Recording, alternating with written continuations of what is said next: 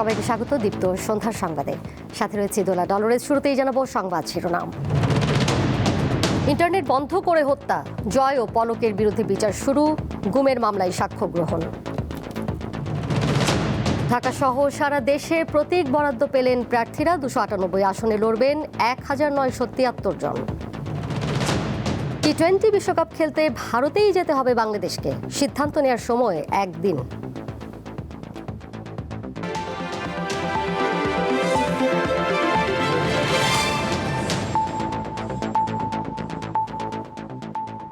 র্যাবের টিএফআই সেলে গুম নির্যাতনের মামলায় সাক্ষ্য গ্রহণ শুরু হয়েছে।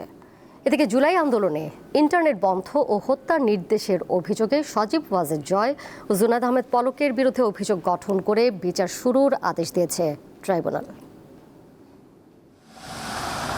বুধবার সকালে সবুজ রঙের বিশেষ প্রিজন ভ্যানে ট্রাইব্যুনালে আনা হয় 10 সেনা কর্মকর্তাকে। টিএফআই সেলে গুম ও নির্যাতনের ঘটনায় মানবতা বিরোধী অপরাধের মামলায় অভিযুক্ত এই 10 জন ক্ষমতাচ্যুত প্রধানমন্ত্রী শেখ হাসিনা এবং সাবেক ও বর্তমান সেনা কর্মকর্তা সহ 17 জনের বিরুদ্ধে এদিন সূচনা বক্তব্যের মাধ্যমে শুরু হয় মামলার সাক্ষ্য গ্রহণ।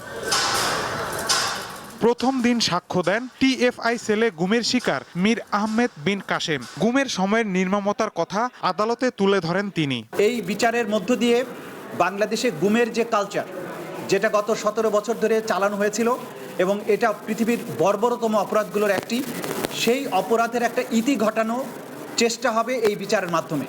এদিকে জুলাই গণ অভ্যুত্থানে ইন্টারনেট বন্ধ ও হত্যার নির্দেশ সহ 3 অভিযোগে শেখ হাসিনার ছেলে সজীব ওয়াজেদ জয় এবং সাবেক আইসিটি প্রতিমন্ত্রী জুনায়েদ আহমেদ পলকের বিরুদ্ধে করা মামলায় আনুষ্ঠানিক বিচার শুরুর আদেশ দিয়েছে ট্রাইব্যুনাল 1। 18 ফেব্রুয়ারি শুরু হবে সূচনা বক্তব্য ও সাক্ষ্য গ্রহণ। কিভাবে ইন্টারনেট শাটডাউন করে ব্ল্যাক আউট করে দিয়ে কিভাবে গণহত্যা চালানো যায়, সেই দায়ে তাদের বিরুদ্ধে অভিযোগ গঠিত হয়েছে।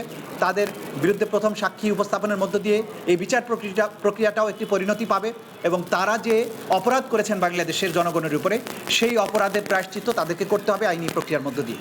জয় ও পলকের বিরুদ্ধে আনা অভিযোগ মিথ্যা বলে দাবি করেছেন তাদের আইনজীবী। অপরাধ সংগঠনের ব্যাপারে ওনার যে অভিযোগ এসেছে, সেই অভিযোগ একদমই মিথ্যা এবং সম্পূর্ণভাবে উনি নির্দোষ। উনি আজকে কোর্টে নিজেকে নির্দোষ দাবি করে ন্যায় বিচার চেয়েছে। এদিকে কুষ্টিয়ায় 6 জনকে হত্যা সহ 3 অভিযোগে আওয়ামী লীগ নেতা মাহবুবুল আলম হানিফ সহ 4 আসামির বিরুদ্ধে করা মামলায় এবং কুষ্টিয়ায় 6 জনকে হত্যা সহ সুনির্দিষ্ট 8 অভিযোগে জাসদ সভাপতি হাসানুল হক ইনুর মামলায় সাক্ষ্য নেওয়া হয়েছে। মাহিদুর রহমান, দীপ্ত সংবাদ, ঢাকা। আসন্ন ত্রয়োদশ জাতীয় সংসদ নির্বাচনে প্রতিদ্বন্দ্বী রাজনৈতিক দল ও স্বতন্ত্র প্রার্থীদের মাঝে প্রতীক বরাদ্দ কার্যক্রম শেষ হয়েছে। ঢাকার 20টি আসনে লড়ছেন কমপক্ষে 137 প্রার্থী। ঢাকা বিভাগীয় কমিশন কার্যালয়ে ঢাকা 13 ও 15 আসন বাদে 4 থেকে 18 আসনের মোট 13টিতে প্রতীক বরাদ্দ দেওয়া হয়। এর মধ্যে ঢাকা 4 আসনের বিএনপি, জামায়াত ও ইসলামী আন্দোলনের প্রার্থী প্রতীক বরাদ্দ পেয়েছেন। ঢাকা 9 আসন থেকে আলোচিত স্বতন্ত্র প্রার্থী তাসনিম যারা পেয়েছেন ফুটবল প্রতীক। এবারের নির্বাচনে 298টি আসনে মোট 50টি রাজনৈতিক দল অংশ নিচ্ছে। এর মধ্যে স্বতন্ত্র প্রার্থী রয়েছেন শতাধিক। তেমনি জোটভিত্তিক নির্বাচনী আসনে অংশ নিচ্ছে অনেক রাজনৈতিক দল।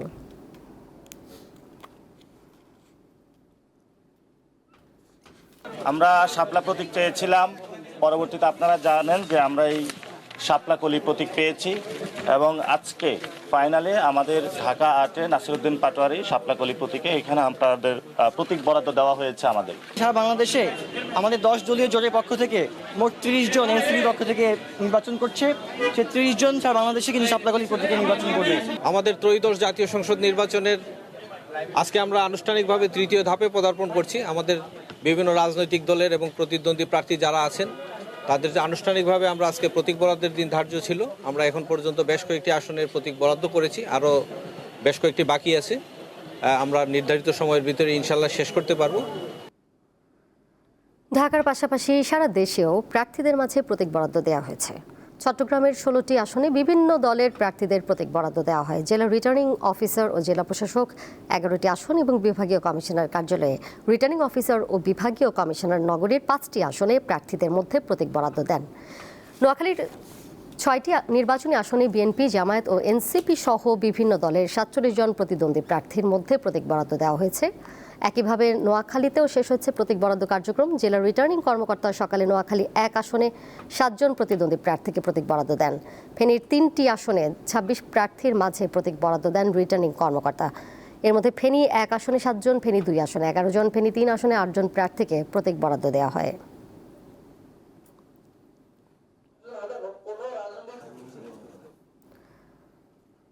আগামী 12 ফেব্রুয়ারি 300 আসনেই জাতীয় সংসদ নির্বাচন হবে বলে জানিয়েছেন প্রধান উপদেষ্টার প্রেস সচিব শফিকুল আলম। জানান, আজ মধ্যরাত থেকেই ব্যালট পেপার ছাপা শুরু হবে। অন্তর্বর্তী সরকারের প্রধান উপদেষ্টা অধ্যাপক মোহাম্মদ ইউনূসের সভাপতিত্বে আইনশৃঙ্খলা বিষয়ে এক বৈঠকে এ তথ্য জানানো হয়। বিকেলে রাজধানীর বেইলি রোডের ফরেন সার্ভিস একাডেমিতে আয়োজিত প্রেস ব্রিফিংয়ে শফিকুল আলম এসব তথ্য জানান। তিনি নির্বাচন কমিশনের সচিবের বরাত দিয়ে জানান, পাবনা 1 ও পাবনা 2 নিয়ে সৃষ্ট জটিলতা দূর হয়েছে, তাই 300 আসনেই নির্বাচন হবে। প্রেস সচিব বলেন, আসন্ন সংসদ নির্বাচন ও গণভোটে মোট 6 কোটি 48 লাখ পুরুষ ভোটার এবং নারী ভোটার 6 কোটি 28 লাখ 200 জন। এবারের ভোট কেন্দ্র 42,779টি এবং বুথ থাকবে 2,47,499টি।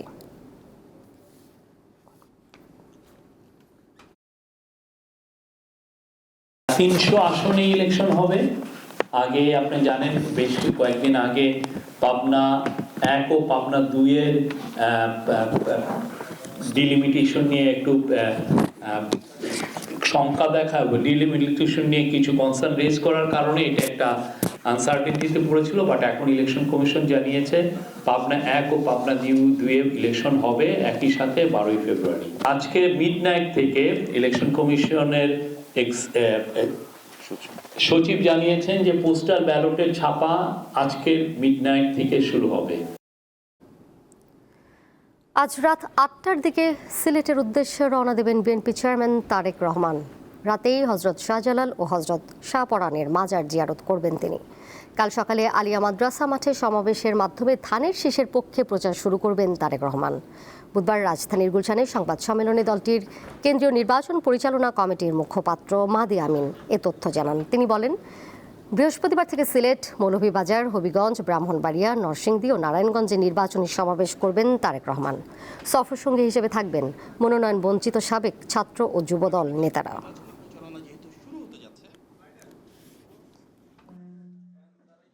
নির্বাচনী প্রচারণা শুরুতেই বিএনপির পক্ষ থেকে একটি নির্বাচনী থিম সং উন্মোচন করা হবে।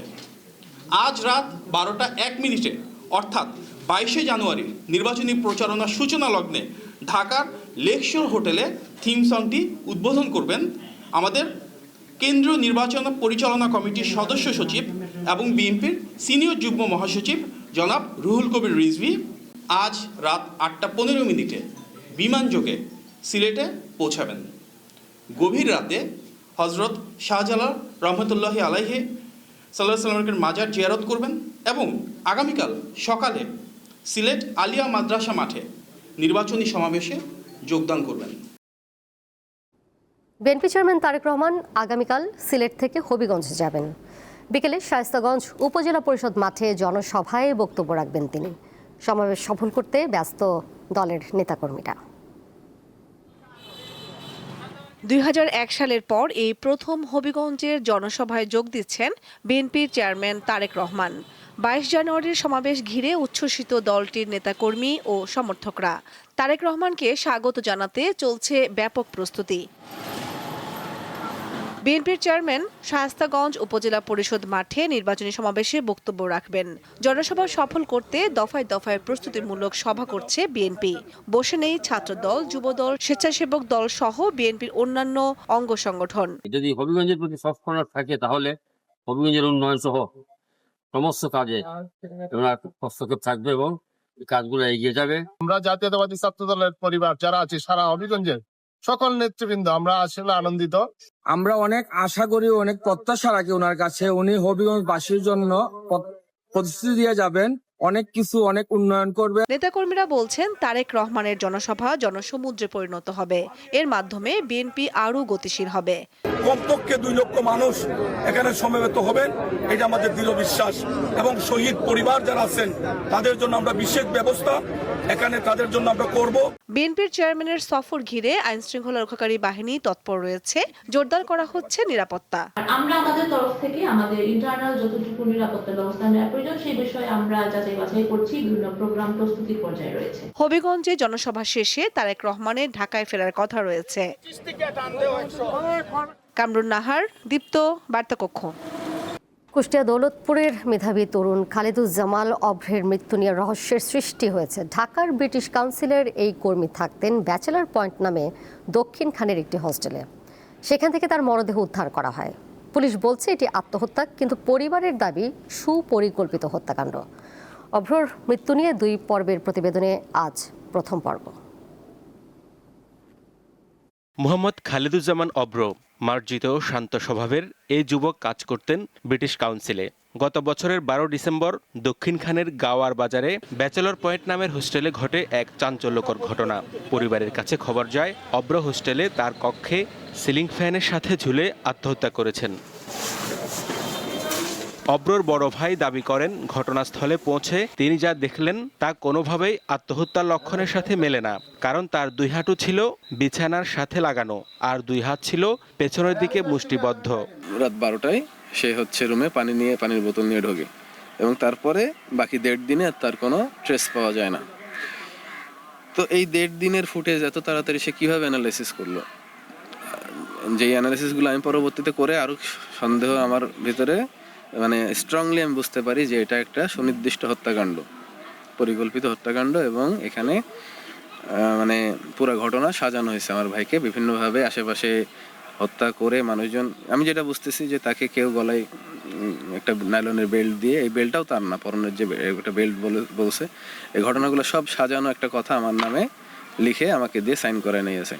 মামলার তদন্তকারী দক্ষিণখান থানার সাব ইন্সপেক্টর জাহাঙ্গীরের ভূমিকা নিয়ে প্রশ্ন তুলেছে অভ্রর পরিবার। তাদের অভিযোগ আলামত সংগ্রহের চেয়ে তা নষ্ট করতেই বেশি উৎসাহী ছিল পুলিশ। এসআই জাহাঙ্গীর সুরতহাল নথিতে লিখেছেন নিহতের বড় ভাই নিজে দড়ি কেটে মরদেহ নামিয়েছেন, কিন্তু পরিবার বলছে ভিন্ন কথা। আমি বলি এখানে তো আমি আগে আসি নাই, আপনি আগে আসছেন, আপনি বডি নামাইছেন, আমাকে কেন এখানে এগুলো সব কথাবার্তা লেখাচ্ছেন যে আমি এসে নামাই এগুলো? তো এই জিনিসগুলো নিয়ে তখন বারবার বলার পরেও তারা বলে যে এটাই সিস্টেম, এভাবে প্রসেস, আমি এগুলো জানেন না কিভাবে করতে হয়। বিষয়টি নিয়ে তদন্তকারী কর্মকর্তা সরাসরি কথা না বললেও মোবাইল ফোনে জানান নিয়ম মেনেই সুরতহাল করা হয়েছে। লাশটা যেভাবে আছে জাস্ট নামায় শোয়া রাখছি যে ওনারা আসে নিজে পরিস্থিতিটা দেখো, নাহলে আমরা তো লাশ প্যাক করে আমরা থানায় নিতে পারতাম। তা ভাবলাম যে না, ওনারা নিজেই পরিস্থিতির সারাউন্ডিংসটা দেখো, তারপরে ওনারা সহ আমরা নিয়ে তারপরে থানায় নিয়ে গেছে।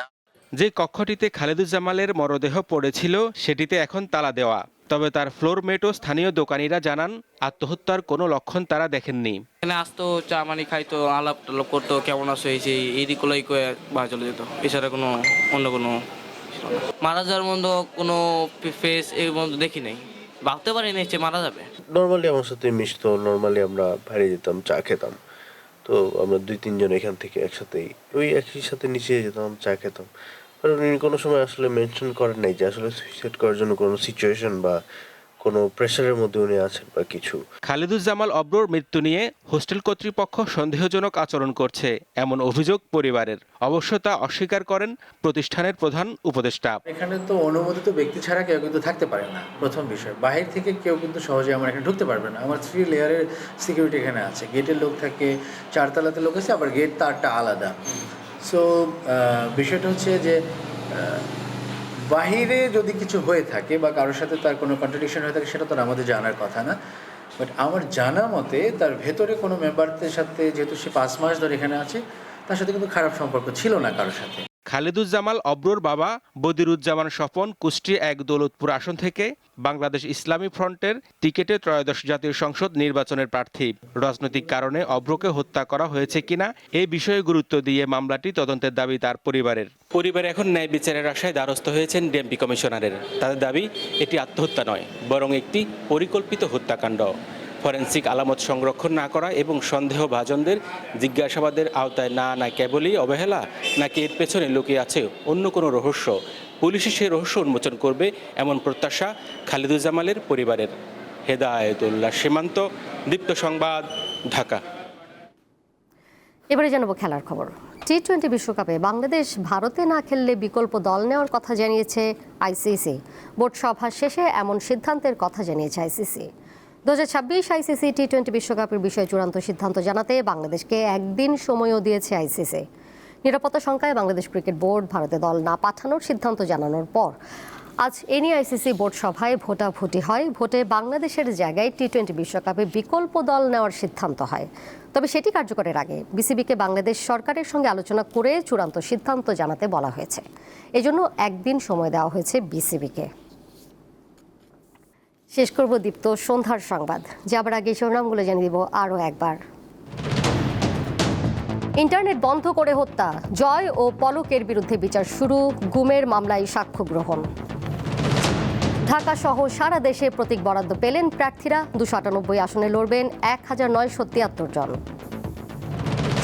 টি-20 বিশ্বকাপ খেলতে ভারতেই যেতে হবে বাংলাদেশকে, সিদ্ধান্ত নেওয়ার সময় একদিন।